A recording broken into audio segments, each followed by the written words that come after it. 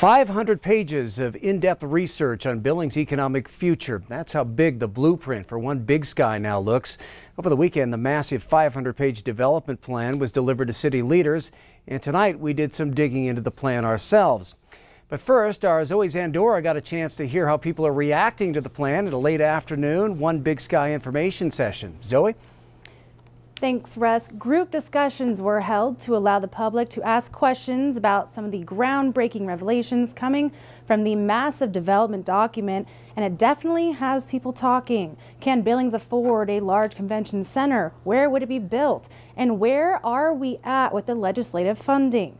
The report compares 22 different convention centers around the region and Montana. Montana Station, as it's proposed in One Big Sky, would be larger than the Tacoma Convention Center and larger than the Provo, Utah Convention Center.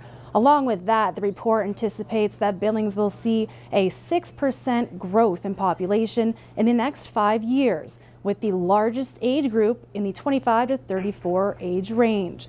Yet the aging workforce is a motive for Billings to adopt One Big Sky, and if approved, One Big Sky could garner $1 billion in state reimbursement dollars within just 10 years of its existence. I spoke with Big Sky Economic Development Executive Director Steve Arviskow about the next steps.